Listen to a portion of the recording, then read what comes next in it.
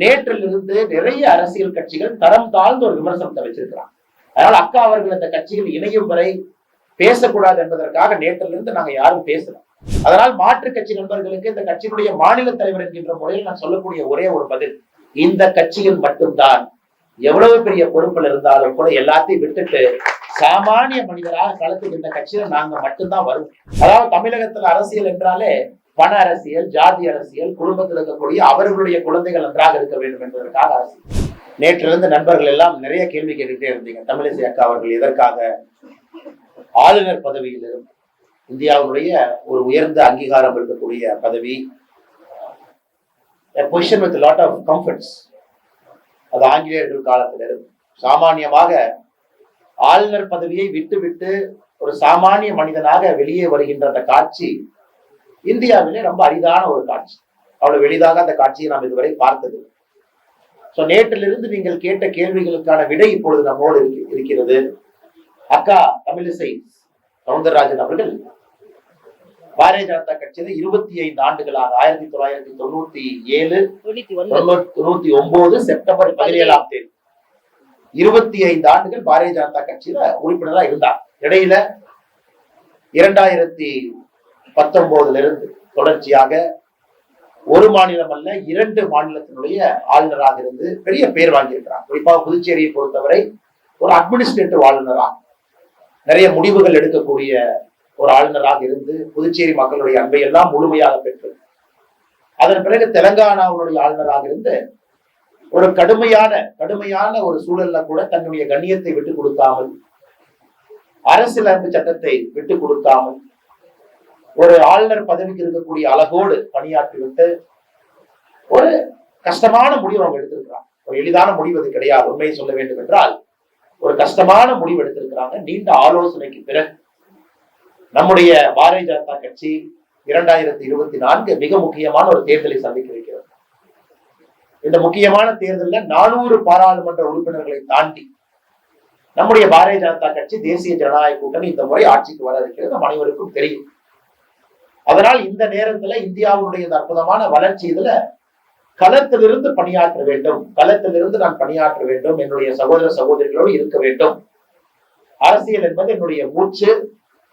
சில காலமாக அதிலிருந்து நான் பிரிந்திருக்க வேண்டிய சூழ்நிலை இருந்தாலும் கூட மறுபடியும் என்னுடைய ஃபர்ஸ்ட் லவ் பாலிடிக்ஸ்க்கு வர வேண்டும் என்கின்ற ஒரு வேள்வியோடு நேற்று முன்தினம் ஆளுநர் பதவியிலிருந்து ராஜினாமா கடிதம் அளித்து அதை மேதகு நம்முடைய குடியரசுத் தலைவருக்கு அனுப்பி வச்சிருந்தார். நேற்று அவருடைய ராஜினாமா கடிதம் ஏற்றுக்கொள்ளப்பட்டு அதற்கான பொறுப்பு கவர்னராக நம்முடைய அண்ணன் CP ராதாகிருஷ்ணன் அவர்கள், மேதகு ஆளுநர் அவர்கள் பொறுப்பு கவர்னராக பணியேற்றிருக்கிறார். இன்னைக்கு நம்முடைய பாரதிய ஜனதா கட்சியினுடைய அலுவலகத்துல தன்னை மறுபடியும் ஒரு தொண்டனாக, மறுபடியும் ஒரு சாமானிய உறுப்பினராக இன்று பாரதிய ஜனதா கட்சியினுடைய அலுவலகத்திலே வந்து அக்கா தமிழிசை சவுந்தரராஜன் அவர்கள் தன்னை இணைத்துக் கொண்டிருக்கிறார். அக்கா அவர்கள் விட்டு சென்ற பொழுது எந்த உறுப்பினர் எண் அதுல விட்டு சென்றார்களோ அதே உறுப்பினர் எண்ணோடு புதிய அடையாள அட்டை அவர் கொடுக்கப்பட்டிருக்கிறது. அவருடைய இந்த வருகை என்பது தமிழக அரசியல் மட்டுமல்ல, இந்திய அரசியல் எல்லோரும் திரும்பி பார்க்கக்கூடிய ஒரு நிகழ்வாக இன்று அமைந்திருக்கிறது. ஆளுநர் இந்த வயதுல மிக சிறப்பாக பணியாற்றக்கூடிய ஆளுநர் ஒரு பதவியை விட்டு விட்டு களத்துக்கு வருவது எந்த அளவுக்கு மக்களின் மீது அவருக்கு இருக்கக்கூடிய அன்பு, எந்த அளவுக்கு பாரதிய ஜனதா கட்சியின் மீது அவருக்கு இருக்கக்கூடிய பிடிப்பு, எந்த அளவுக்கு 2024 பாராளுமன்ற தேர்தலில் 400 பாராளுமன்ற உறுப்பினர்களை மோடி அவர்கள் தாண்டி ஆட்சியிலே வந்து அமரும் பொழுது அதை வலுப்படுத்துவதற்காக தன்னுடைய உழைப்பும் இருக்க வேண்டும் என்கின்ற வேள்வி எல்லாம் நமக்கு தெரிகிறது.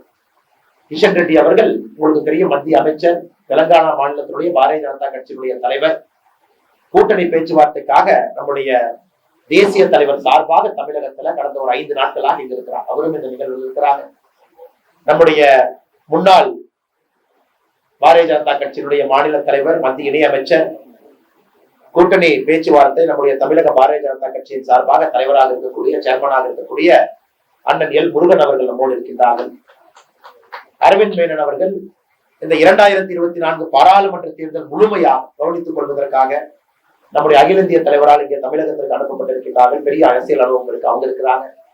நம்முடைய தேசிய மகளிர் அணியினுடைய தலைவி, கோயம்புத்தூர் தெற்கு தொகுதியினுடைய MLA, தொடர்ந்து கட்சியிலே கடினமாக உழைத்துக் கொண்டிருக்கக்கூடிய அக்கா வானதி சீனிவாசன் அவர்கள் போல் இருக்கின்றார்கள்.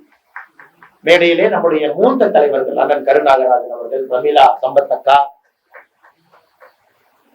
அருமை சகோதரர் எஃப்ஜி சூர்யா, அர்ஜுனமூர்த்தி அண்ணன், காயத்ரி தேவி அக்கா, எல்லாரும் முக்கிய உமானந்த் அக்கா, நம்முடைய மாவட்ட தலைவர் காளிதாஸ் அண்ணன், நம்முடைய இன்னொரு மாவட்ட தலைவர்கள் எல்லோரும் மேடையின் மீது இருக்கிறாங்க.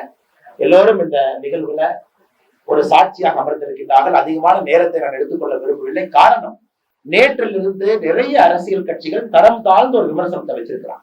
அதனால அக்கா அவர்கள் இந்த கட்சிகள் இணையும் வரை பேசக்கூடாது என்பதற்காக நேற்றிலிருந்து நாங்க யாரும் பேசலாம்.